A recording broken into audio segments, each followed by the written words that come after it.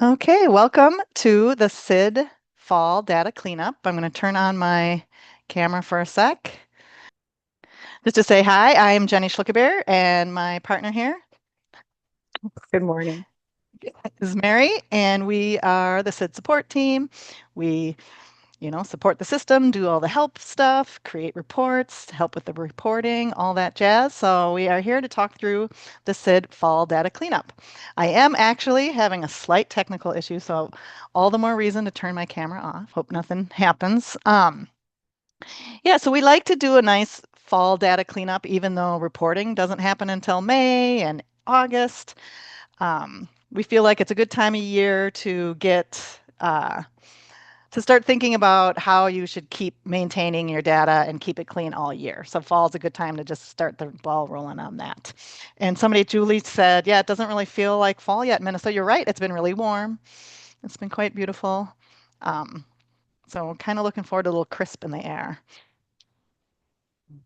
Okay, so let's Um, so the agenda is kind of two main things, the data trouble spots. So that's going to be most of the session, talking through what you can keep your eyes out for, how you clean up that data, and keeping things clean throughout the year. And then some good to know you tips. Good to know, not good to know you. Good to know tips. And we kind of uh, um, throughout the year, we sort of collect the kind of questions we commonly get, or what are some things that we maybe haven't touched base on in a while, and remember to highlight some of those at the end of the session. Okay, so let's jump right into the data trouble spots.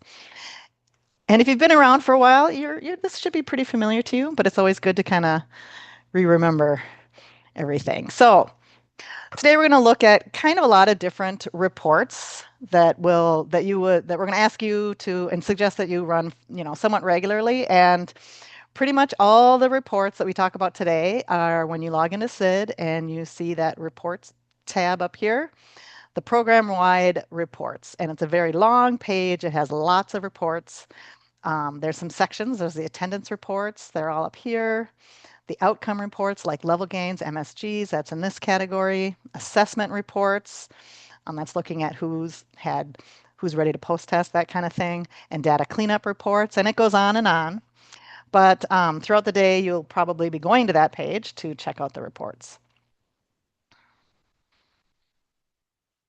Oops. Okay, also, on any screen in SID, we have a help link as well. And I always like to remind people that we have a lot of help information in our help center. So if you click that help button that was on that SID screen prior, this will bring you to our SID help center, which looks like this. We have articles and handouts, and they're all categorized. So we have the category of general interest, the home tab, students, classes, etc. And then also more, maybe most importantly, maybe not most importantly, we have the SID training and support section. So if you click on that, you'll get a link of articles, some like good basic how-tos for different groups, like how-tos for teachers, how-tos for, or basic steps for admin login folks. And this is where we also have all our previous webinars. So probably by tomorrow, today's webinar it'll be listed there, and you can click on it and you can get a link to the actual recording of the webinar, and then there's links to the slides and there's links to the handouts. So all that is available in the SID training section. And also, if if you don't want to click on students and dig through all the articles that are there, you can use the search bar. I think it's quite good. So if you're searching how to exit a student from class. Then you can type in the search exit student from class, and what'll pop up is a list of the articles that are related to that. I think it does a really good job of pointing you in the right direction of our help articles. And if all else fails, or if the help article is confusing or doesn't quite get to what you need, we do have our SID support email here, and it's sidsupport@literacymn.org, and we'll have it on the final screen as well. Um, and that email goes to our support center, which both Mary and I see, and we generally get back to people, I think, pretty quickly within the day for sure. So a lot of ways to get help. All right, so let's launch into what we want to talk about today. So we have um, an article in that help system that's called the SiD Monthly Cleanup Tasks. And this is an article that lists a lot of the articles, or I'm sorry, a lot of the reports that we're going to talk about today. It lists them and it describes, why you might want to run these reports, what they track, and then how you can then look at the information and clean it up. So that's all on the SID monthly tasks article. Um, these all help you maintain your records. We suggest that you check these items at least once a month, especially if you're a big and busier program. Um, and all of these reports that are listed here are indeed on that report tab that I just showed you a couple slides ago. And most of the tasks that we're going to have you do today, things like, you know, exiting students from class or making sure students have social security number, that kind of thing. That is generally people who have admin level logins can do that kind of thing. Now, any kind of teacher or anybody can, or people with teacher rights can run reports, but the tasks that you might have to do in order to clean people up is generally going to be people who have admin level rights. So something to keep in mind. And so then we have a link, which Mary also put in the chat to bring you to this monthly tasks article in our help. Okay. Now, one thing, so some of the information about students that we need to make sure you have up to date and everything, you put in at intake when you first create a student, when you go through the whole intake process. We want to remind you, and I want to like highlight this, that we also have we know that a lot of students come and go. They're gone for a while, they get a different job, they move, they come back, whatever. They've been gone for a few months or longer. When they come back, it's very tempting. You have their record already and SID. It's very tempting to just, okay, you're back. I'm going to put you in class. We want to remind that you should be going to their record and clicking the student reentry button. And this is going to give you sort of a modified intake screen that already has their name and address and everything on there, which you can choose to update, or you can just say, oh, that's still the same. And then it's going to also ask you, there's an option of where you can put in their social security number. There are the barriers to employment questions are on that again, so you can re-ask those questions. And it has you update their work status and those other items that are on the intake. And we are seeing more and more that we have a lot of students who've been around for a long time and that information isn't getting updated. So we want to make sure you put into place um, processes at your program that you are making sure to do this student reentry with students who are gone for a little while and they've come back. Can would anybody chime in if they have a policy like if they've been encouraging that at their programming with student reentry?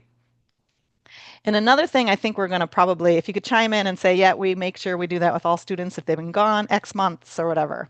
Please, let's see if anybody has some processes that they've been employing on this. Um, Related to that, I think we also have a lot of students who have been around for a long time and we don't bother to update some of their information. And during this year, I think we're going to start emphasizing that even that group, we should probably going through the reentry process so we can update info on students. So I'm not going to go super into that screen, but that's going to be a theme.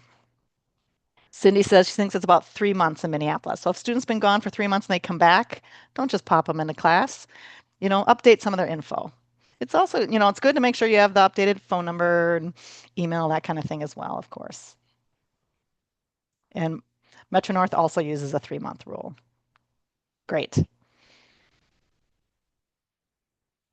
Excellent. Yeah, it's a good habit to get into. All right, so one of the first reports we ask people to take a look at when you're doing some of your monthly data cleanup is called the desk audit. And that's in across the top of each of these slides is we have kind of the location of these these reports. So if you're in SID, you go to the reports tab, that data cleanup section that I mentioned, um, and then reports for students and classes. The data cleanup reports for students and classes, sorry, is where the desk audit report is. So you click that button, you run the report. When you run this report, it's going to run it for enrollees, and that means all your students. So even if the student has 2 hours, they're going to be on this report. You can toggle that and run it just for participants because participants are who we report, whose total numbers we report to the feds. So that's the most important, that we have all the updated info on participants. But many of your enrollees might become a participant next week if they keep attending. So it's smart to do it for enrollees. And while talking about, well, I'll get to this one, talk about social security number. And then also the history items on here, things like whether they are non-NRS student or whether they are corrections. That's going to be based on whatever history item was in effect at the beginning of the program year. Okay, well, that's July 1st. Okay, so our reporting program year is from July 1st until June 30th. So the reports that we run today are basically in that time frame. Okay, and when you create a history item for a student about one of their statuses, it's going to be what was in effect. If they're brand new, it's going to be whatever their first one is. But if they've been an ongoing student, it's going to look at the history item that was in effect at the beginning of the program year. Okay, so on the desk audit, the first thing at the top right of the report is how many of your students have a social security number on file?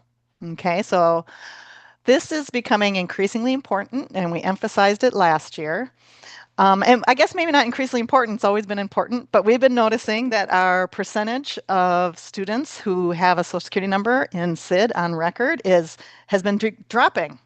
And this is a really important piece of information so that the state can do a data match with DEED in Minnesota um, after the fact to determine how many of our former ABE students now are working. Okay, so that's how we have to report employment outcomes. And this is how we do it. We do it based on matching with DEED and Social Security numbers as their first match option. Now, I do want to emphasize, I know people get a little bit nervous about collecting Social Security numbers, and by law, students do not have to give you the Social Security number, and some of our students don't have Social Security numbers. Some students are applying for their Social Security number. There's a whole variety of situations that we are aware of, and that is true. But we are asking you to do your best, and we want to remind folks that we do not report any sort of individual data to the federal reporting system. What we report to the federal system is overall counts. So this many students are ABE, this many students are ESL, this many students are employed, this many students are unemployed. This many students had a gain. We do not send individual data. This many students were employed 2 years after ABE, et cetera. So the individual data, we do a data match with DEED, all securely, but we don't send any of that individual data to the Fed. So if you're worried, and if your students are rightfully worried about sharing any of this data with your program, you can tell your teachers, tell your staff that this is something that doesn't get shared to the federal reporting system. Okay. So I just really wanted to highlight that. So take a look at your Social Security number. How many of your students have Social Security numbers on file? The goal for the state is to have 60% of our students with Social Security numbers on file. Now, that's not 100%. So we are aware that not everyone has them. Um, and so there is wiggle room for that, but it is important you assure your students when you type the Social Security number into the intake form. Once you do that in SID, you can't even see it anymore. You only see the first two digits and last digits. You can show them that that is secure if there's concern on that issue. Okay. So another item on this section of the desk audit is how many of your students have an EFL because they've taken a test. EFL stands for Educational Functioning Level. So whether they're ABE 1, ABE 2, or ESL 1, ESL 2, etc. And how many of your students don't have an EFL? And if you have CWR programming, that's conditional work referral programming in your program, it'll count that up as well. This is a quick little snapshot of that, those percentages. Another item on the desk audit is how many non-NRS students you have. Okay, so non-NRS students is kind of a rare designation, but there are a couple of programs that do put students in the system who shouldn't be reported because maybe they are underage, but they're just sort of auditing a class, or they're in a special program funded by K-12, but they're sitting in on an ABE class. You want to designate students like that who shouldn't be reported as non-NRS. That's something you put on their history item page.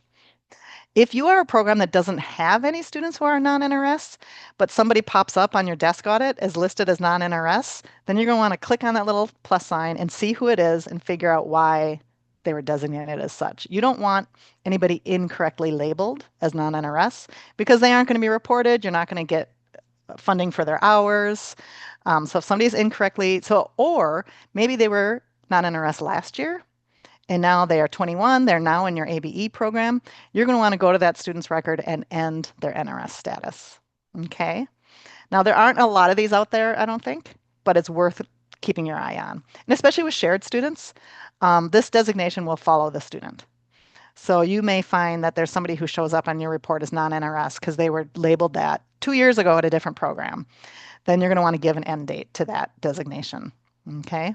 And whenever you give an end date to one of the history items that is no longer relevant this year, but was relevant in the past, you just give an end date to that history item of the end of last program year. So June 30th, 2025. Oh my gosh, 2025. Okay. Any questions on that? In the next slide, let's see. I've got some chats here. Some students say no, no one asked my SSS during my stay. Okay, yep, just make sure you're asking. Going back, why do some students show under unknown? Okay, we'll get to the education in a second. Um, and just on this topic of the no EFL, the students who have no EFL, we do have another report. I'm going to show you that real quick. Um, a whole separate report called students or the no EFL report, which is listed on the report tab. This just really shows you that list of students who don't have an EFL yet because they don't have a test or they took a test a long time ago and it's no longer eligible. This report gives you a little more detail. So if you're wondering, well, why do we have 20 people with no EFL? If you look at this report, it shows you the student's name, their badge ID, how many hours they have so far this year in the date range of the report that you ran. And then it tells you why they have no EFL. So a lot of these students are just brand new students and they haven't been tested yet. So it's going to say no NRS allowable test. So that means they have no test on their record at all. They probably only have a couple hours. So if your process is such that you're putting in students into SiD even before they've gotten their test taken, you're going to have a handful of these students, and that's just fine and that's normal. Um, but this report, I think, is especially helpful at the beginning of July when the old program year has ended, some of the old tests are about to expire, and the new program year starts. You might have some students who are trickling over into the new year and their old test is old, and it's good for you to get a head start of looking up who those students are. So you can use this no EFL report for that. Otherwise, we have guardrails in the system. Because students need to have been tested in their first 12 hours, teachers aren't going to be able to give attendance to those students. So you shouldn't have anyone in here who has more than 12 hours. But this is just a deeper dive look into who those students are, who are the no EFL students. Again, educational functioning level. All right. Some other pieces of the desk audit report, and somebody asked a question about one of these. Um, so we also take a look at um, how many of your students are labeled as being correction students. And that seems like a weird thing. You're like, well, we're not a corrections program. Well, if you're not a corrections program, okay, let me back up for a second. If you are a corrections program, if you are the DOC correction site, all your students should be listed in this corrections line. If you are a program that is completely unrelated to corrections, you don't have any jail sites, then probably all your students are going to be listed in the no corrections item. Now, some of our programs have corrections programming or they have a jail site, and then they have their kind of regular programming. So this is an example of a program that might look like that. So they have maybe most of their students as no corrections and some as corrections. Now also, you may be a program that doesn't have any jail sites, but you have a couple people listed here as corrections. And that could be okay, but in this situation, you probably are going to want to, you're going to want to look at those students. Because what that could be is a student who was in corrections. Maybe they were released like in August and they were taking corrections programming in July, in the beginning of August, and now they're in your program. So this report, this desk audit, is looking at student status for the entire year. So yes, that person was in corrections for part of the year, so it's okay. You can give them, all this stuff is on their history page. So you can go to their history page, you can click open that corrections item, and you can give it an end date of August. because that's when they stop being corrections and now they're in your program. You may also see that there's somebody who left corrections last spring and now they're in your program. But the corrections history item was not given an end date. You can give that student an end date of June 30th. So then they won't show up this year as being corrections. Okay, there's a lot of important history items that have to do with the end date of the last program year and the beginning date of this new program year. So keep that in mind. Okay.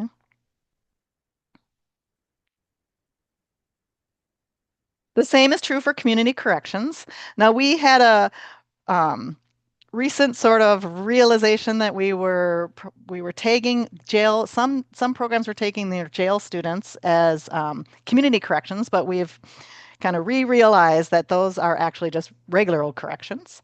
And so actual community corrections should only be tagged for students who are attending ABE classes at a community rehab facility or halfway house. So if your program runs programming at a halfway house or a community rehab facility, then that student counts as community corrections. But if you are a local jail site, that's going to be regular old corrections up here, okay? So if you see students pop up in this as community corrections, and you're like, oh, wait, I think this is wrong, um, then you can either contact us if you're still a little confused about whether that counts as community corrections or not. Um, but most programs, there's very few actual community corrections programs around the state. So most programs you should have all your students show up as no community corrections. And if you have a couple here that seems like a little bit weird, same as the previous item, click that open, look at the students. If they were formerly community corrections, give them an end date to that item, and we'll start cleaning that up. Okay, a couple more things on this desk audit are students who have the 40-hour waiver. And this is a limited option, as you should be aware, for post-testing of students. When students come in, they take their pre-test, then they go to class, and then you can post-test them, but you're not supposed to post them till they've had 40 hours of attendance since their pre-test. And you know how that works. You can't even put in a test score if they haven't had enough hours. Well, there are limited situations where programs can get a waiver from that um, requirement. Like, so if you have, and there's a policy about this, and I think um, Mary can put in a link to the policy. But if the student completes a course of study or is ready to complete one of the GED tests or one of the other credential tests, and they plan to exit the program in this very limited situation, or if you have really short-term limited classes that are very targeted and the class is only going to be like 30 hours, then you can assign these students a 40-hour waiver, and that's on their history item. And there's very strict rules about doing that. You have to put in a comment saying that they are eligible for it, and then you will be able to give those students a test before 40 hours. So you want to keep your eye on this. You shouldn't be over giving that waiver, but this here lists which students of yours have that 40-hour waiver. If you have any questions about that, you can contact us or look up the policy or our help article about that that Mary put a link to. And finally, there's another very, very small category called exclusions from MSG outcomes. And this is when students, there's a few scenarios where students um, can be taken off sort of the level gain reports and things, and that's due to a few specific reasons. They have joined the active duty military, and we also have a help article about that. Um, if they have entered jail or some sort of incarceration where there is no ABE programming, or if they have a long-term hospitalization, or if you find out that the student has deceased after they've left your program. Um, then you can put that history item on their record. It's called exclusions from MSG outcomes, and then they'll still show up in your table A. You'll get funding for these students, but they won't be on the level gain table. They're excluded from outcomes. Okay, so most programs, I think we only have a couple in the whole state. So if you don't have students in these categories, you won't even see this table on your desk audit report. And that is also true for the 40-hour waiver. Okay. The other half of the desk audit report, page 1, shows you your students who in SiD who are earning hours who are less than 17 years old. Okay, so these students are not eligible for ABE programming. They will be skimmed off any NRS reports. We filter these students off the reports, but we like to draw your attention to them on the desk audit in case maybe you put a typo.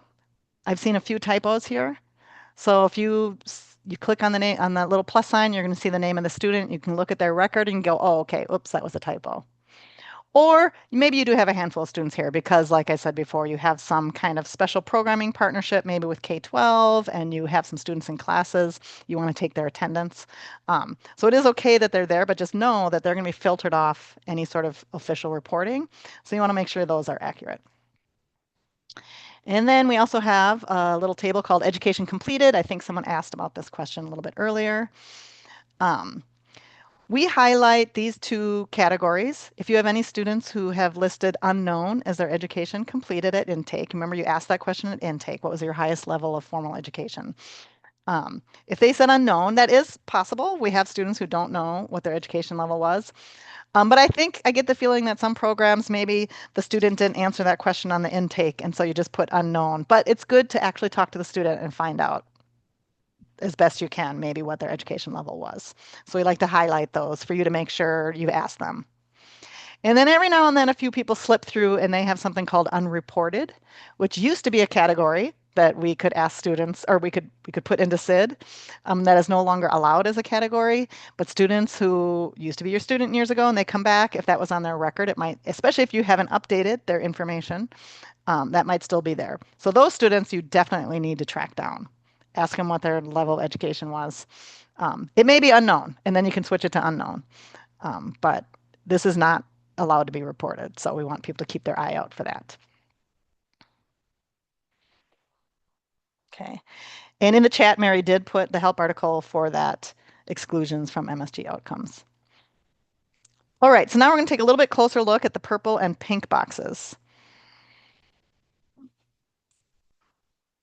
Now, these are what we call potential trouble spots with your data. And what we're getting at is that you've put in information about your students that seem like they kind of don't go together. So the purple one highlights students who were marked as being born in the U.S., but when you put in their education level and their location of education, it says their location was outside of the U.S. Somebody just asked, if you have no purple or pink, does that mean your data is good? That does mean your data is clean. You don't have anybody in these scenarios. Give yourself a pat on the back. Okay, so this scenario where they're born in the US, but it looks like their education was elsewhere, sometimes that's true. That is absolutely true for some students. They were born here, they go back with family to maybe the family's home country, or they were abroad during their education. So that's true. We suggest if it is true that you put a comment in their history item, and then those comments do appear here. So this example shows, okay, school in Canada, MZ, that's Mary's initials. So if this person keeps showing up on this report, they're just going to keep showing up on the report, but I can glance and I can see, oh, it's fine. We already asked them. They're just going to keep showing up on this report. Also, usually, I don't think it's usually the birth country that's wrong. It does usually seem like it's the education history item that was wrong. It's easy to just quickly go through that intake and accidentally select non-US when you meant to select US. Okay, so you're going to want to click, if you have anybody in that, you're going to click on that plus sign, see who they are, and do a little bit of investigating. Okay. And then the pink one is somewhat similar but different. And these are students for whom you said at intake that their US education location or their education location was the United States, but then their highest level of education was no schooling. And the reason we think this is a potential mismatch is if students were here in the United States during their school age years, it is the law that they are in school. So it's extremely rare that somebody would have US education is where they were during their school age years, and they also have no schooling. So this is worthwhile. Click that box open, find those students, relook at if you still have a paper intake, go look at that again, or talk to the student and find out what's going on. And often it is that you've updated the student. You did a reentry, you updated, you put the right thing, but the old one, the old entry information was still there as of the beginning of the program year. So sometimes it's a matter of cleaning up the dates on these history items. And also we have found people ask us questions about the students who appear in this box all the time. And please feel free to email us. Our email is listed here. We know this comes up a lot, so we list our email on this slide. Um, Email us with the student's name and we'll help figure it out. We have found that a lot of times the student's record is long. They've been to programs, a couple different programs, and they have a couple different education levels listed here and there over the years or whatever. So it can get kind of confusing when there's a long history involved with the student. So we can help unsort or sort out some of those ones that get a little convoluted. All right, so now we've come to the fun part. Oh, wait. One other thing about desk audit. Page 2, very important. So page 1 was really focusing on students and student records. And Cindy did chime in the chat that sometimes students are a little confused because they had no schooling in their home country, but then they switch to different school, they might put in different grades. Yeah. Not only is that going to be confusing because maybe when they came to this country they were in a different, grading, but the grade levels in different countries also might be different. So it can definitely be confusing. Um, Thanks for pointing that out. Okay, desk audit, page 2. Again, first page is about students, page 2 is about classes. And we like to highlight these 4 special types of classes and list them out on your desk audit so you can occasionally eyeball and see to make sure that you are labeling these particular special classes correctly. Okay, so we have integrated education and training. These are specific classes that they have required elements. They need ABE instruction, workforce prep, workforce training. If you have IET programming, you know it. Okay, so if you've properly tagged those classes, they will list out on this page. We also have integrated English literacy and civics education. These are supported by special grant funding. So if you have these types of classes, you should be tagging them correctly and they will then list on this class appropriately. We have distance learning classes. So if you have put your class in as a distance learning for proxy hours and then assigned it the proper DL platform, then they will list on this report as well. And finally, workplace literacy. And this is when ABE provider partners with an employer to provide activities to improve workforce productivity, um, usually at the site of the workplace. And if you have those properly labeled, they will appear here as well. Now, I've highlighted a couple here. These two, IET and workplace literacy, are particularly important that you label them correctly because um, these students who are in these classes with these labels and they earn hours in these classes, they are eligible for additional measurable skill gains. Those newish measurable skill gains from a couple years ago, MSG3, MSG4, and MSG5, milestones, credential, and college credits. Um, well, IET is eligible, students in IET are eligible for all 3 of those newish MSGs. And workplace literacy is students are eligible for one of those MSGs, the milestone one. So you really want to make sure those classes are tagged correctly in SiD. And then one other thing, if you have classes showing up on these lists that aren't actually IET, and it appears here on this list, you're going to want to uncheck that. You do not want classes tagged as IET if they actually aren't IET. Okay.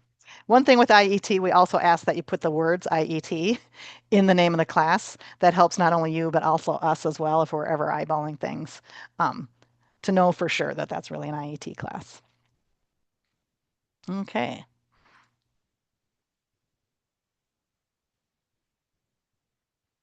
All right. One other thing that is not part of the desk audit, but is just kind of, I don't know, I almost think it's a little boring, right?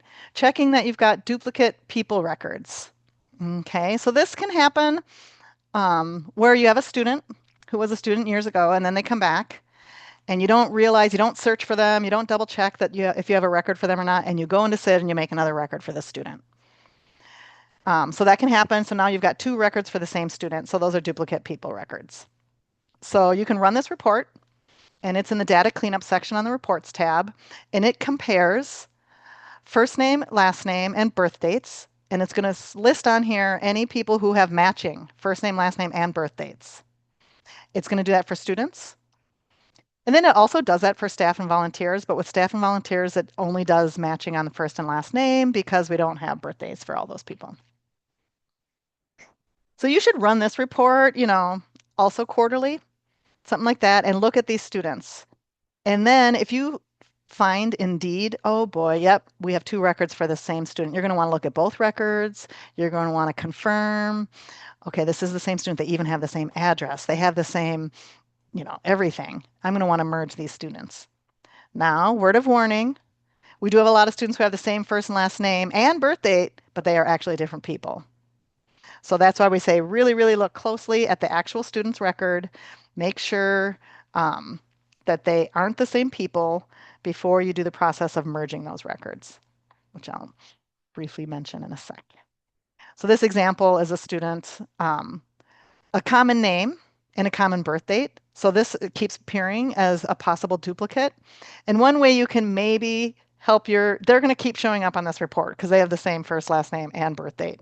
But what you can do is put maybe in different middle names or something. That's not something they're going to see on their record. That can help you distinguish. Okay, these three people keep showing up, but I know for a fact they are different because I've analyzed the situation. Okay, but if you do have actual duplicate that you do need to merge, then you can do that on the admin tab. There's a place for merging student records, and we have a link here, and Mary will put that link in the chat as well. Cindy said she keeps a hard copy of her duplicate records so she doesn't keep checking those same people over and over again. That is smart. Yes. I'm a big fan of keeping hard copies of various things. I love our online world in many ways, but sometimes hard copy is still the best. Um, all right. And Mary put a link to how to do person merge. Again, be very, very careful before you ever decide to go through that process. What you're going to do is put in both badge IDs and you're going to click merge and it's going to merge the two records. You don't want to do that if they really are two different people. You don't want to merge two different people's records together. So be very careful. We have helped people untangle that mess, but it's not very fun. So we would prefer you don't get us in that mess in the first place. All right, now we're going to do an activity. I'm going to have you run your desk audit report. So open up another tab, and I hope we're able to pull this off, depending on how many huge programs are here today. Run the desk audit. So go to your report tab, run the desk audit. It should just automatically run for your enrollees. You don't have to click any of the parameters. Um, and then chat in the chat box. Report back. Since I want to really highlight Social Security number, report back how many of your students have a Social Security number on file. Don't be afraid if you're below 60%. If you're above 60%, proudly type in what your percentage is. What? 90%. 53. Okay, a little work to do there, but getting close. 64%. Good, good. 55. Let's get that improved. Somebody's right at 60. Love to see it. Jolene's at 84. Julie's 68. Pretty good. 89. That's massive.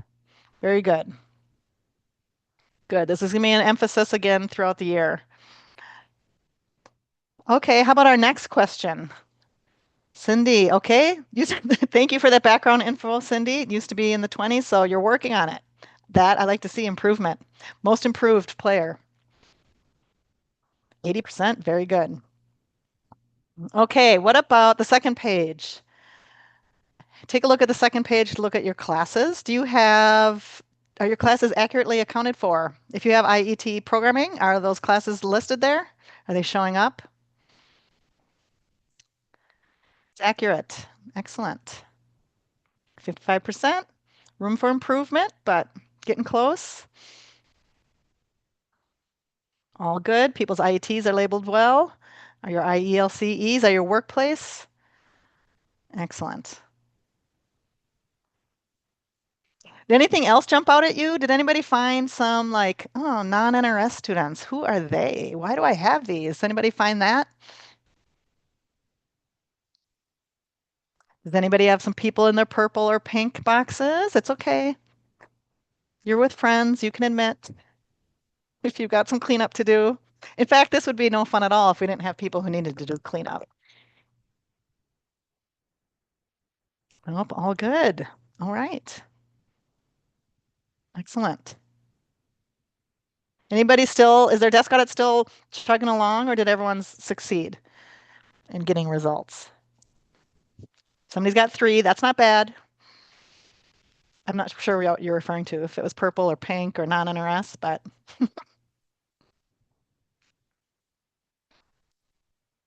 still trying to finish. Oh, corrections, Valerie? Yeah, yours is the biggest program. Yours chugs along. Especially when everyone else is running the report at the same time. Oh, that's interesting, Nancy.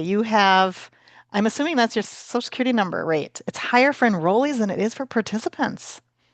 That is interesting. I wonder if you have a program, do you have a lot of program students who come and just do GED and then they're gone? So maybe you have a lot of enrollees who you get a lot of detailed info from. Or maybe do you have a jail site? Um, I can't remember. Corrections. Yeah. Corrections gets high percentages.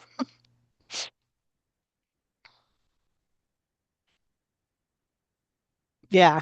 Yeah. Social Security number at corrections is very high, which is great, but the 60% we need for matching, we don't even usually we don't benefit from the high rates from corrections. We need our non-corrections programs to be at 60% or higher, because the the data match for seeing who has a job, we often exclude the corrections people because they're not going to be out there getting a job. So we can't ride on the backs of awesome percentages that some of our programs get. All right, at least you got through it. The desk audit ran, so let's move on. Okay, so we're going to run through a few other reports that are not part of the desk audit. This is just kind of keeping your lists clean, keeping your class rosters clean. One thing, wow, Jessica has 100%. Love it. Okay, so one thing we like to remind people to do is to drop students from their class rosters if they have not been attending. So one way you can get a look at who are students who are enrolled in classes, but they have not attended in a long time, is you can run this report. It's on the report tab under the data cleanup reports for students section called students absent X days. So when you first run this, it's going to run it for students who are enrolled, have some kind of class on their roster right now, but they have not attended for 30 or more days.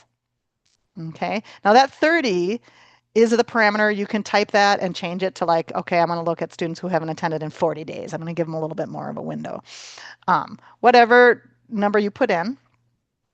Um, it's also smart to make sure you've done your teachers are on time with their attendance and all your data's in because you don't want to run this and find out people haven't been taking attendance. Then you're going to have a whole bunch of students on here. But I'm not sure that's an issue. I think most programs get their attendance in day of or next day. Um, so you can run this is going to run for your whole program. So if you're a huge program, it's going to be could be a lot of students. They're going to be all over the place. You can run it for just certain classes. Um, And we have a whole separate report that you can run it just for an individual class, and it's only going to look at the hours in that class. The main report, you can run it for a particular class, but it's still going to look to see if the students have hours in any other class. It's kind of a wide open looking for any of their hours. But this one, it's a separate report, students absent X days in a class. That one's going to look at how many students have not attended that particular class in 30 or more days. It's kind of a fine difference, but it's important.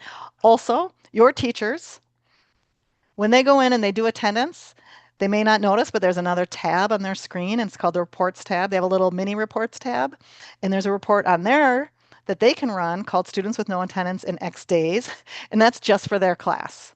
So if you want your teachers to be keeping their eye on this, they can do that there as well. We have another report that's kind of similar, but it's a little different.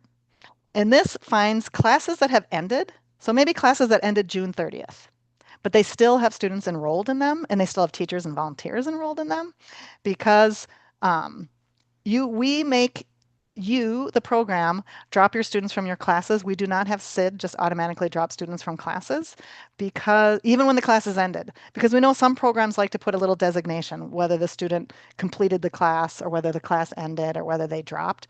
So we can't have SiD figure that out. So we need you to do, and your teachers, making sure they drop all students from classes when the classes have ended. Okay, so we have this handy little report called Ended Classes with Enrolled People. It's going to run a list. It's going to show you all the student staff who should be exited from the class because the class has ended. Um, so you're going to want to have them go in, you yourself, if you're the data person, or have your teachers go in and, well, if the class ended a while ago, the teacher might not even have access to it anymore. So you probably have to do it. So you can click on the class name. It's going to bring you to that class, and you can use that exited and enrolled, and I'll show you how that works. Um, to drop everyone from the class. You can do it pretty quickly. So if you still have like 20 students in there, you can just drop them all kind of in a couple clicks. Why is it important to do that? Why is it important to get students off the class lists? Well, it shows more accurate schedule for a student. If you look at the student's schedule and they're still enrolled in a class that no longer is even in session, it will show the end date of that class in red. So that when you look at their individual record. So that's a kind of hint to you. Um, But also the student, if they log into their portal, they might see that old class. If you run contact lists for students, they show students who are enrolled in a class. We don't want students enrolled in this class that doesn't even exist anymore to be appearing on your active student contact list. So you want to keep things nice and clean. And like I mentioned, here, the second bullet, um, you want to have the opportunity to put in why they exited the class. Also, it's quicker and easier to take attendance. Where our whole system can is kind of chugging through a lot of information. So if there's a bunch of classes out there that don't have people in them, it kind of just creates a mess in the background of classes. And the other issue of dropping students who are still enrolled in an existing class, but they haven't attended in a while, get rid of those students because the attendance taking is much easier when you don't have all these students, cluttering up your attendance screen. Reports run a lot faster. Um, it's more accurate for the staff and volunteers. It's more accurate to see what classes they're in, et cetera, if they aren't still dangling on these lists. And then they will stop showing up on the dashboards for the teachers as well. Okay, so how to exit people from classes. And there is a help article about this. So we call it the mass exit feature. Um, so when you click on the class, you'll see on the right the mass exit feature where it says enroll and exit right here. When you click on that, you'll get a series of screens. And first it's blank, and then you're going to click exit only. Then it's going to give you an exit date, and you're going to put this date. If this was an old class, you're going to put that last date of the class here. Then you can check these buttons of all the people you want to drop. So if you're doing this regularly, you're going to go through here and just drop the handful of students who've actually stopped attending. But if the class is done, then you're going to click this select all students, and it's going to select them all, and then you're going to click process, and it's going to exit them all. And Mary put the link to this help document in the chat. Okay, and really please do this. Oh, wait, I'm going to have us do it for an activity. Some of you may have gotten an email from me in the last month or so, because occasionally I go through and start just looking. It's like, I find some programs that need to clean this up. So I might send you kind of a little nagging email. Um, but I'd rather not have to do that. So I'm going to have you all run this report for your program. So it's in the data cleanup reports, students' classes. Click on the ended classes with enrolled people. And then see, do you have any appear? Laura says, honestly, those nudges are a little helpful. Okay, thanks. I'm glad to hear that that's a little helpful and not like super annoying. It's probably annoying also, but all right, people have 0. Nice. Nice. Round of applause for the 0 people. Does anybody else want to admit that they've got some? Like I said, you're with friends.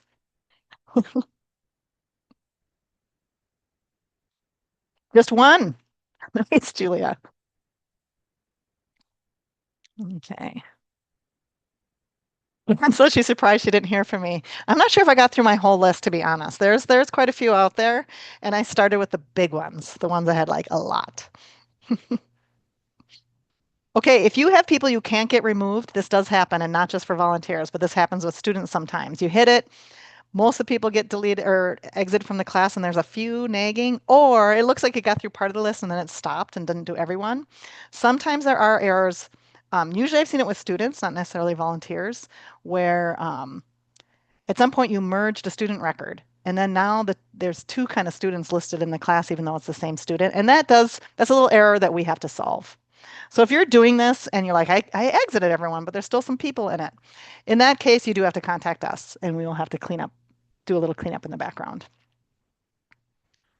Okay, Linda says she's got a couple, but they're actually placeholders for something they've got going on. Grace has a few. It's okay. Yeah, and sometimes it's a date issue. Somehow the student got a start date before the class started or something. And then again, usually we have to help you fix that.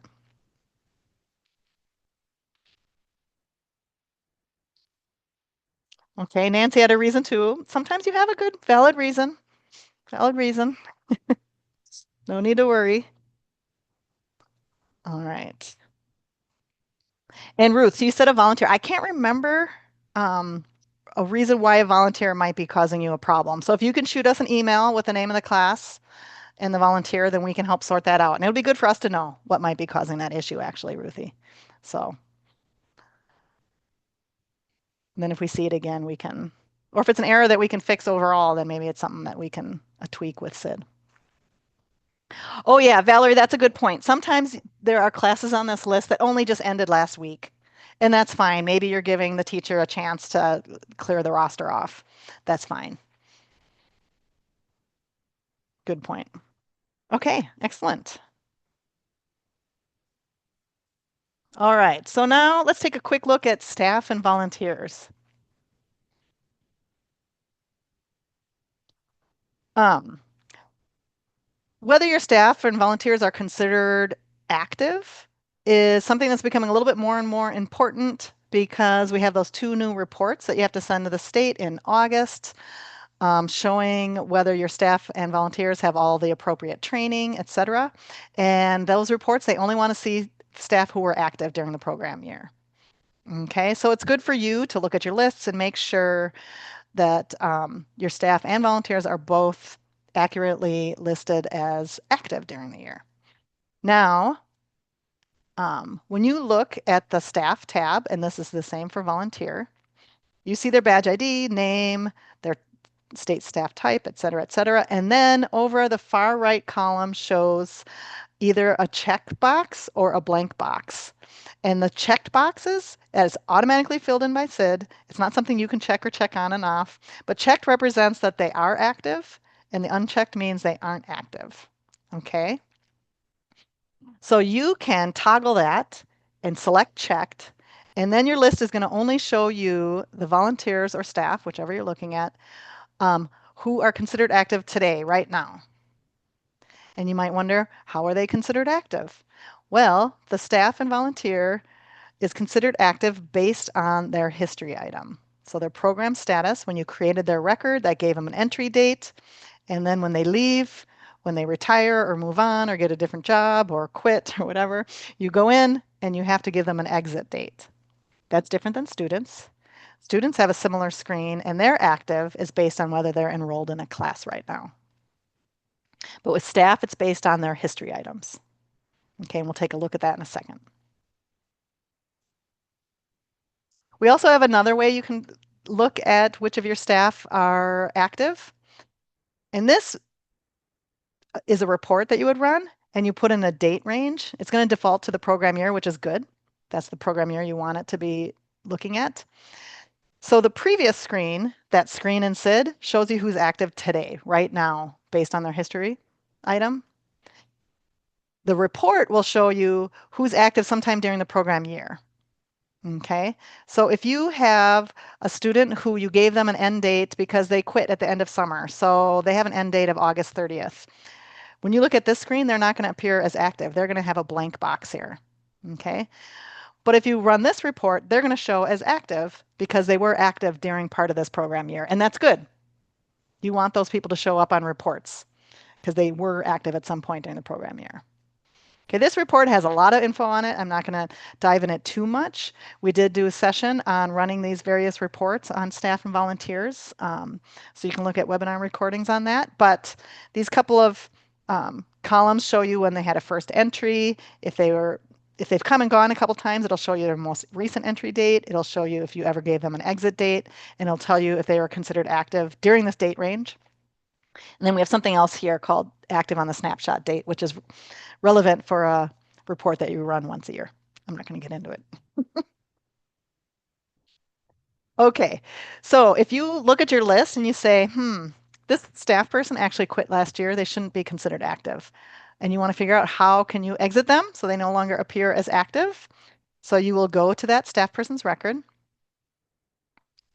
You will assign them an end date. So if they just quit in September or today and you want to exit their record, then you're going to leave this as today. Then you're going to select program entry exit status, and then you're going to hit exit.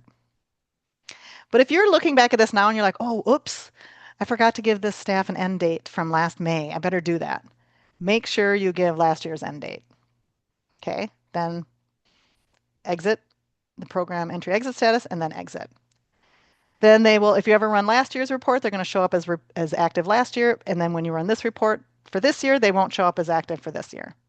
Okay, so really trying to clean this up. If you don't know when they quit or when they retired or whatever, you don't remember, just make sure you put the end of the last program year. If you knew they quit last year, oh, I think they finished in January, February, I don't remember, you can just put the end of that program year. Then last year's report will still work correctly and this year's report will work correctly. Okay, and we have some help articles about deactivating staff. Because if a staff person has left your program, you also want to go to that account tab and remove their login if they have a login. All that is walked through on these articles. Okay, so now we're going to do a fun little activity again. This one doesn't involve running a report. Why don't you go take a look at your staff tab. Toggle the active, so you're looking at just the checked ones, so just the people who are considered active right now, today. And then kind of scroll through that list. If you have a long list, you might have to um, click on the different numbers at the bottom of the screen to look at the next person, the next screen, the next screen. Or you can click, there's a little all button down there so you can see them all on one page. And take a look. Does this seem to accurately reflect the staff who are currently active? Or do you see any people on there that you need to give an end date to? Why don't you take a look? Everyone chime in. What do you see? Pretty much mostly, yep, looking good. These are just our active staff. Looks good, accurate, excellent. They're all current. I know it's a little harder when you have a big program and lots of teachers to look through. Good. I think we're getting pretty cleaned up. I think for a few years we had a lot of straggling staff on lists, but we're getting pretty cleaned up, I think. And like I said, this is going to be relevant for next year when you run both the Table 7 and the new reports about the training that your staff and volunteers have done. You can also, if you want to take a look at the volunteers, if you do a lot of volunteer work, you can do the same activity by looking at the volunteers. That might be a little harder unless you know all your volunteers by name personally. Um, all right, good. People are looking good. Excellent. Cindy said we're good, and I think that new report has us being more intentional with exiting people. I think you're absolutely 100% accurate on that, Cindy. You don't want to submit to the state a list of a bunch of teachers that haven't been to training, and it turns out that's because they aren't even active anymore. Um, so you're going to stay on top of that. Yeah, I agree. All right, changing gears entirely. One other thing we like to remind people to keep their eye on throughout the year and check in on is your how you appear on the hotline.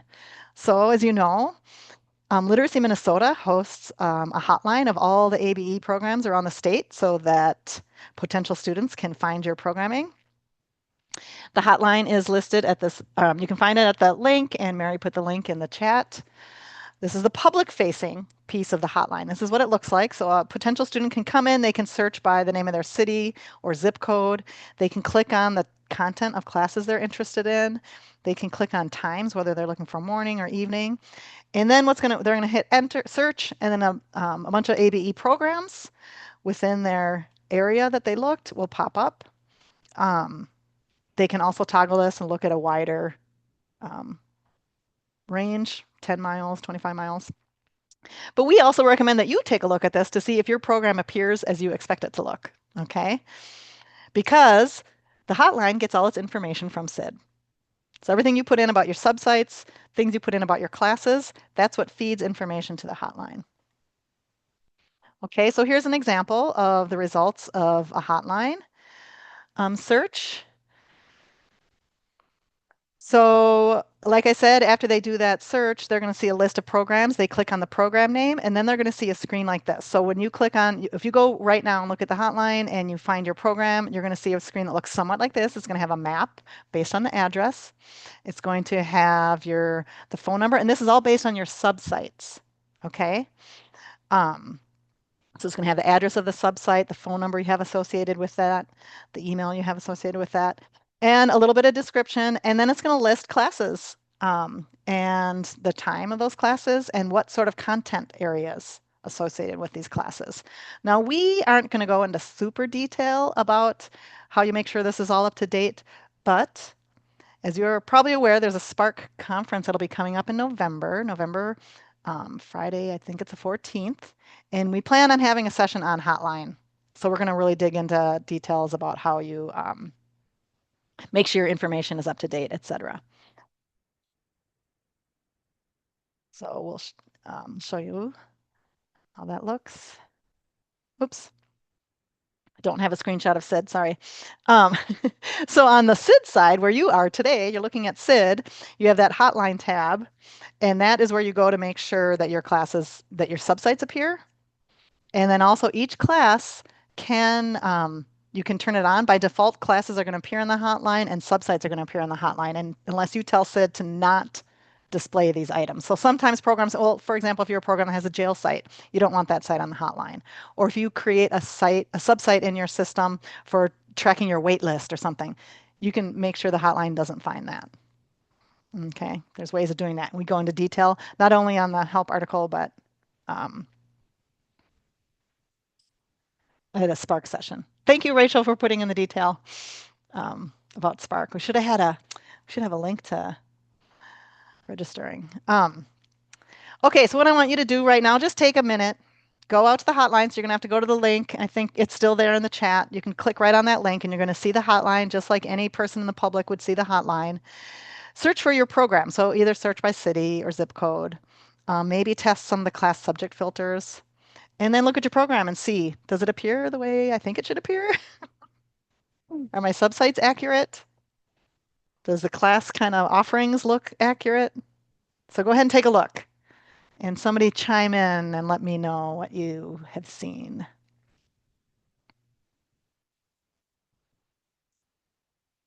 Okay, thank you, Rachel, for chiming in about the Spark conference. Sorry, I put you on the spot, kind of. The registration link will be available in October. So keep your eyes out for it.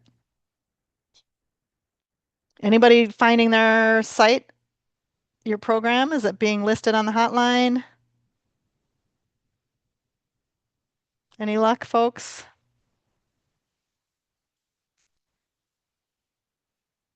Anybody not find their program? Did you search? Cindy, Minneapolis looks good. Excellent. It's looking like it should. Great. Great. It really truly pulls live information from SID. So sometimes during the summer, if you have no classes at all, that might not appear, but it will look for classes that are 60 days into the future. Um, so it's always good to check on this now and then. You want to see how you're appearing to the public on the hotline. Good. Northfield's looking good. Great. Okay, let's move on.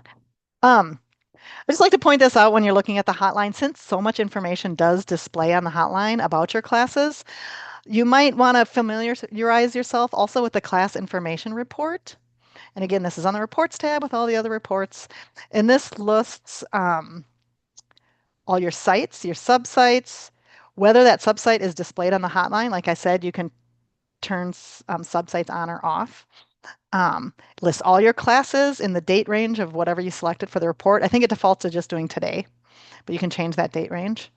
It shows you whether that class all the kinds of information you put in it when you're creating a class, whether the class is in person, whether it's a DL program, whether it's IET, workplace lit, etc., the start and end dates, and then all the content areas. So is it an AccuPlacer? Is it math? Is it GED? Everything you've checked for those classes should appear on this report, this class information report. So it's kind of overwhelming. It's a lot of information, but it's probably good to take a look at now and then to make sure your classes have all the right tags and that would make sure they're appearing correctly in various places. Okay. One other thing, this isn't really I mean, it's a data check per se, but it's a little different. It's not about going in and cleaning up students or class records.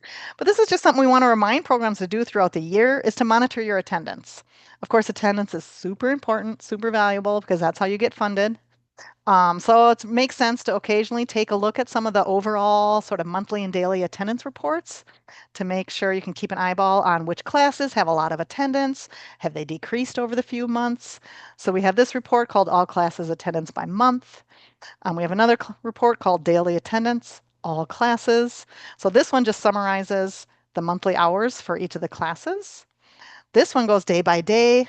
So you can kind of take a look and say, okay, have we forgotten to take attendance or do we have patterns like, oh, it looks like Fridays we always have hardly any attendance, but we have bigger attendance earlier in the week. If you're trying to strategize about maybe merging classes or adding more classes, these kind of reports can help with that. Okay, of course, they're only valuable if you're making sure all your attendance is in on a timely manner. Um, and again, you find these on the report tab. They're in that first chunk, the attendance reports. Um, and this one we call the head count report, I believe, right? So the previous one shows you how many hours were assigned during the classes. This one shows you how many people were in the classes. So this is kind of a good one for getting eyeballing. Oh, that class has hardly any students. This class has a lot of students. So something to also keep your eye on. Um, and also you can see if there's like holes. It's like, oh, well, this class doesn't meet Tuesday and Thursday, so that hole makes sense. But if you had this whole group of hours and just one day was missing, it's like, did we have a sub? Did I forget to get the attendance sheet from the sub? What's happening here? So you can eyeball all your attendance in one spot. So just a reminder on how to do that.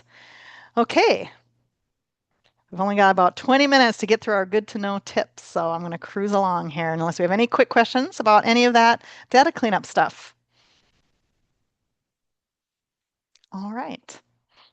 So I believe our first good to know, I keep saying good to know you, good to know tips. This is a new report. We just sent email about this out to the field. So you probably got that email and have heard about this report. It's called the Retention and Persistence Report. And particularly if you're the manager, you have seen retention and persistence being analyzed in the report card that the state sends out to programs to show you how you're doing on different metrics. Well, they have this report that counts the items here. And then we decided, oh, we better put a report like this into SiD as well. So then programs have a kind of heads up, or you can run it yourself. So what this report does is it collapses all your ABE level students into one row because the report card also just shows you your ABE results and your ESL results. If you want to, you can click that plus sign and see the different levels. It shows you how many enrollees you have. So that's all your students, no matter how many hours they have. Then it shows you what percentage of those students became participants. How many were retained till 12 hours? How many of those students were retained till 40 hours? Now, the example we have here on the screen, we just ran recently, and this program just started at the beginning of September. So they don't even have students who are at the 40 hours yet. So this report might not be super valuable for a couple months, especially if you had summer off and you're just getting rolling again. Okay. And then it has the number of students who are participants. So that was that percentage, but over here's the number. How many of your students have 0 hours? And then this one is how many of your participants, how many of those with 12 hours, then were retained all the way to 40 hours. And I think this is the element that MDE wants you to kind of look at. That's what they're kind of eyeballing when they look at programs to make sure you're retaining students, especially retaining your participants all the way to 40 hours. And why is that important? Well, your participants are the ones who have 12 or more hours. They get reported on NRS level gain reports. But if they don't stick around to 40 hours, you're probably not ever going to have the opportunity to post test them. So it's important to retain people at least long enough so you can determine are they making gains, that kind of thing. So that's why that is important. And then it shows you how many average hours, or sorry, the average number of hours each of your students has. So this is of your enrollees.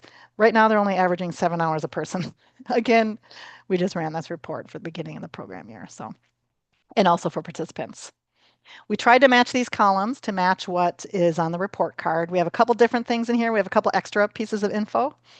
I think the column that shows how many students have 40 hours, that's not on the report card, but we included it because it helps you eyeball the math. And then um, what is the average hours of your enrollees?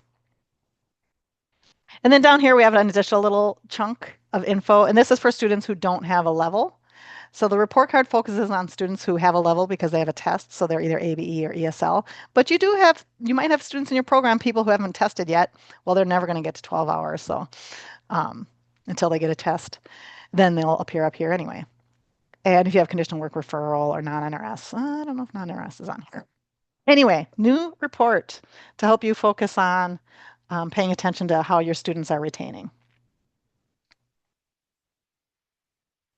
Yeah, you might have students who don't have enough hours to post-test, but they somehow have but they've completed a gain.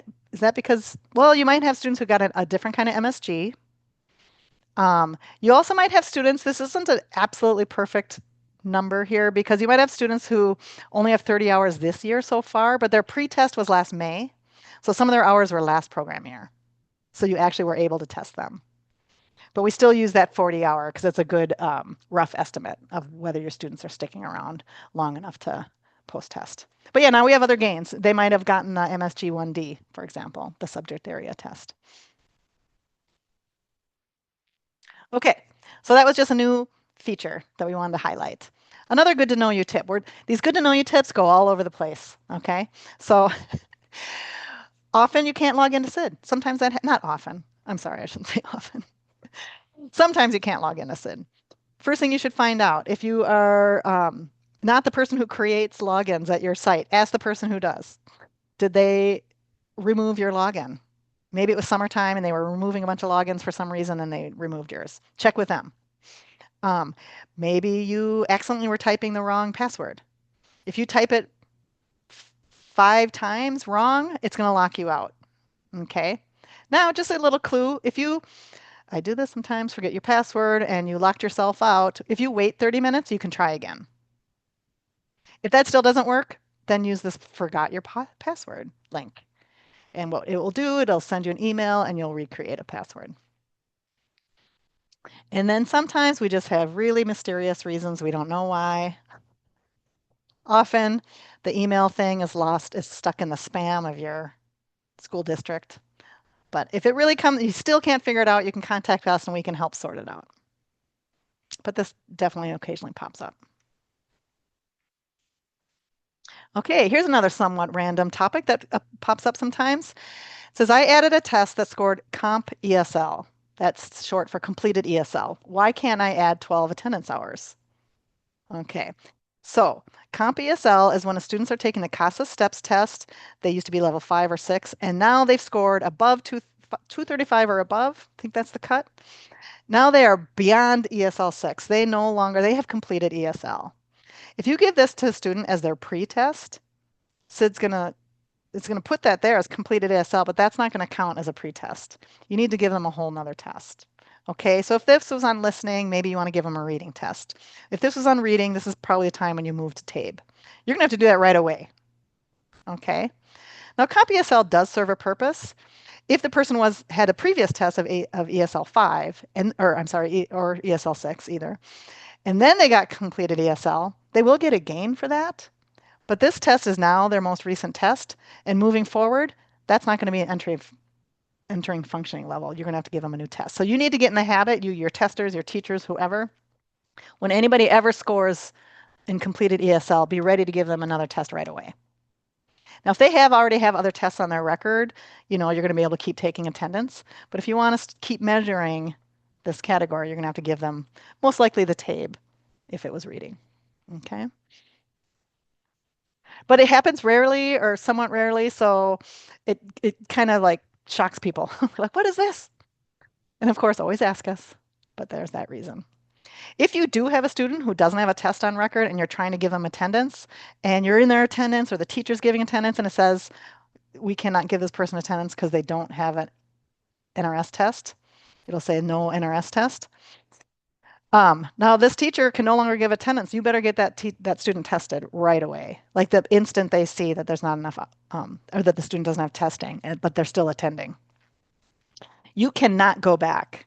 So let's say it's today, you notice this on September 4th. You finally give them a test September 13th. You cannot go back and give them hours for the 4th, 5th, 6th, 7th. You can only start giving them hours after that test date. Okay, so always be sure you're staying on top of those students who need to be tested. Okay, we get this question now and then. Um, you're trying to take attendance, or the teacher is, and you get this error. It's not in yellow, it's just the red text. And it says, this is a badge ID number, 63. And then it says, attendance prior to such and such date cannot be entered. Contact SiD support for assistance. That means the attendance you're trying to enter was for too long ago. Okay? So you can take attendance for this current month or the previous month. Any attendance that's older than that, you are blocked from taking attendance. And the reason that is because we are promoting that you take attendance regularly. Your teachers are putting attendance in every day. You can't have old attendance lying around on a piece of paper somewhere that you haven't put in. Okay? So if you're trying to do that, you're going to get this error. Now we do offer to help. We know this happens sometimes. Like I said, I think an example might be that a sub took attendance. Somehow that piece of paper just got lost in the shuffle and you finally found it again. And you're like, oh man, I need to put this attendance in. Even you, like teachers can't do it, admin staff can't do it, no one can do it. You have to send that to us and we can help put that in. Now, like the mixed up students, don't make this a habit. We want to help you out, and we won't, like this bottom bullet says, or one of these bullets says, and we're not going to put in hours for last year that you reported for your reporting to get funded. So if this hours come from last January, we're not going to put those in because you've already reported those hours. So you really want to stay on top of it.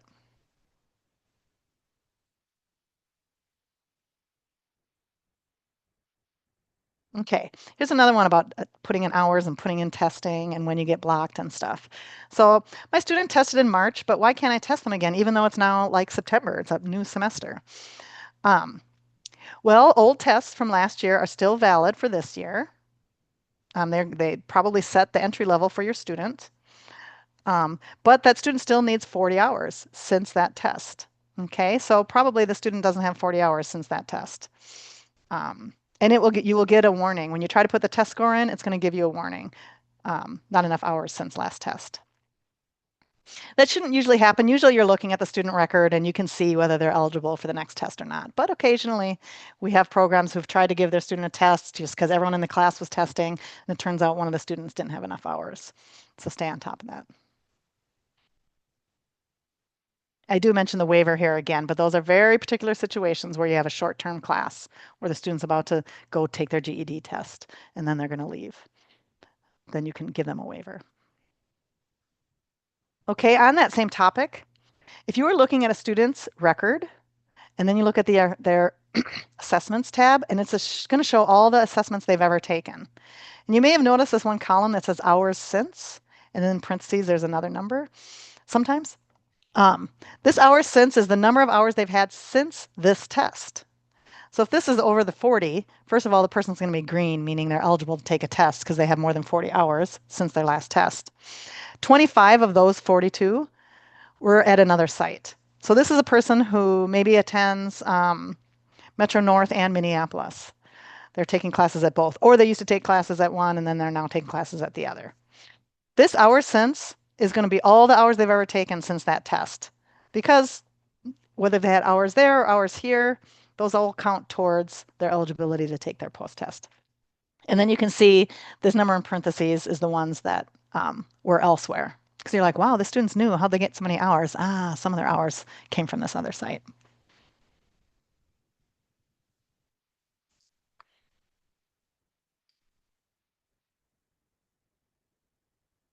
Okay, speaking of tests, last spring some new tests were added to made allowable, the TABE 1314, or that was like a while ago, and the new CASAS goals to math. Um, if you are a person who puts in test scores, most of you, I'm sure all of you are, and teachers actually have the ability to put in test scores for the students in their own class. When you put in a test score, there's a drop down where you toggle and select which test.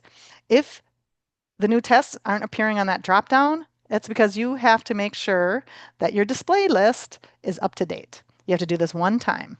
Okay, so you're going to select displayed tests. You're going to use that link. And where do you find that link? When you first log in, you go to your dashboard.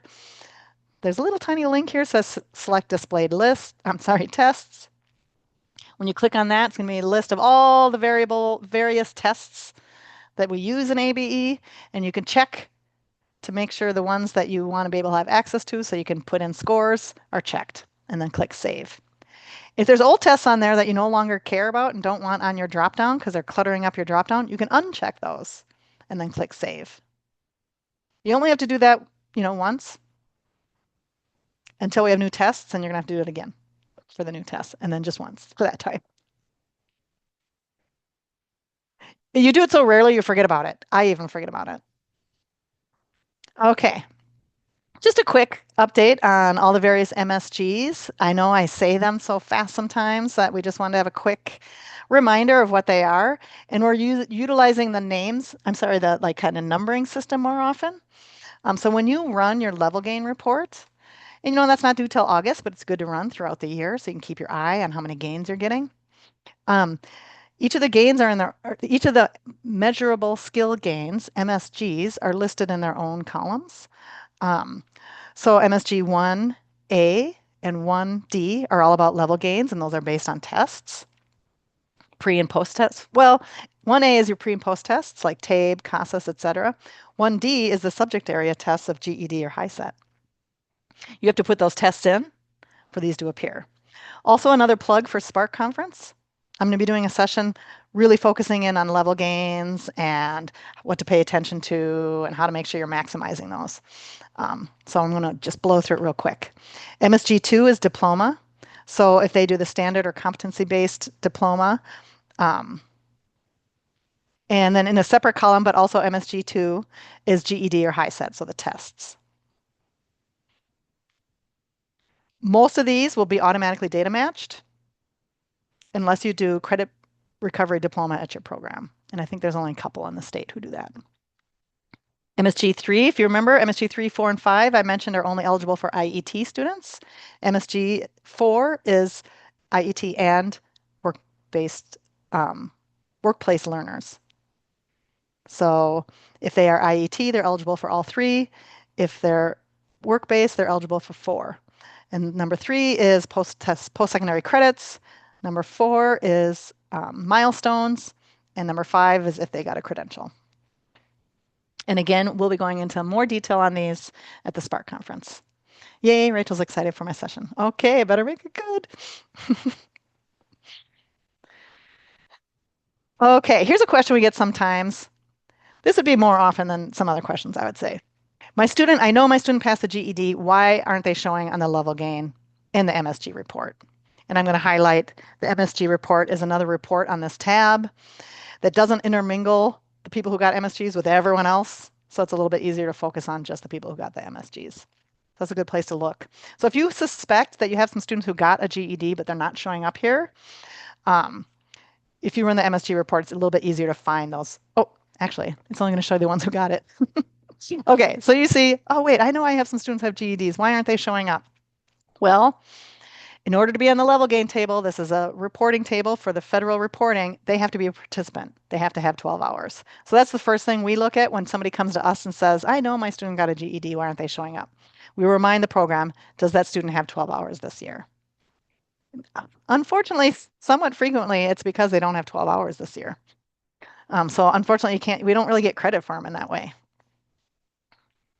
The other big issue is that we get our GED results by doing a data match with the state. And so they have to have data matched. We base that on social security number, email address, name, first name, last name. We can usually figure it out because you will tell us the name of the student and we will look in SID or we'll ask you, well, what does their name appear like on GED Manager? Oh, there was a typo in the name. Oh, or there's a birth date mishap. Whatever. We can usually sort those out. But it's a good reason for you to be keeping your eye on that. And the GED, that when they got the GED also has to be during the date range of this report. Okay, I need to move along. Um, Here's a good question. Is there an easier way to export that level gain report? You know, the level gain, MSG level gain, there's a lot of info here, but you don't even see the students' names. You have to plug plus sign these to see the students' names. Well, we created a second page to this report. There's a toggle. You can say print second page, and that second page lists everybody. It doesn't chunk them by level, so you can sort and you can sort by, you can see what modality they got the gain in. Was it on the TABE reading or was it on the CASA steps reading? I think that's the only additional piece of info. Everything else is stuff. Oh no, and then there's demographics and things like that. So if you want to kind of play around and look at additional information from that level gain table and sort in ways that you want to sort, you can print that second page. So when you're looking at the level gain report, there is this toggle, show page 2 with raw data. Yes. Oh, here's a good question. How can I run a report for a group of classes? Okay, we get this question now and then. Um, so let's say you have some citizenship classes but some are in the evening, some are at the night, or they're all at different subsites. So you can't just run a subsite report or something. We have, when you're creating a class, or you can go in and edit a class, you can type in any word you want into this grant. It's sort of a blank grant box. Then, when you run a report, I'll even look back at this one. Does this have grants? Yeah. Many, not all, but many of the reports have this class grant like box that you usually leave blank. But you could type the word citizenship in here. Then when you run this report, it's going to only run the report for the classes that have that word citizenship where you typed it in that grant field. So that's a good workaround for running a subset of classes that you want to lump together for some reason. It's pretty flexible. You can do this for any word. Um, Nancy loves this workaround. Awesome. Thank you. And then Laura chimed in with making sure your SID and back on the previous thing about GED, making sure your SID info and your GED info match. That's the number one reason, Laura, that things don't match. Sometimes people have like a little nickname that they use for the name, and that's in SID. Um, you want the same name to match. You want the birth dates to match. All right. And then back to this topic here. I'm glad that works. I know some programs have done like maybe they just want to run a report of just their evening classes. So then they go in and write evening for all the evening classes. A little pain in the butt. But then once you've done it, this report will show you what you have in that grants. So you can say, oh, did I write the word citizenship in all the right classes? Why isn't it pulling them all? This is similar to when you're trying to drop students and sometimes they don't all drop. Occasionally, or you might see this, you're looking at a class list and you see that the same student's in here twice. They have the same badge ID, same name. How can I delete it? And SID gives you an error and says you can't delete it. It's usually because of that issue that I mentioned before, where you merge two students. They were both enrolled in that class. Now they're one student, but SID still has them both enrolled. And we're going to have to help clean that up for you. So we have our email here. All right. And a few other tips that you can look at yourself on the slides when you get the information, but we have reached the end. So also, again, our email is here. And always contact us. If you had any questions that you think of later, contact us. I think we might have told a few people to send us an email during the session. Hope you did, and we'll get back to you. If you have something weird, we'd love to figure out mysteries. Um, and don't forget, keep your eye out for the Spark conference. You'll be getting emails and registration information about that coming soon.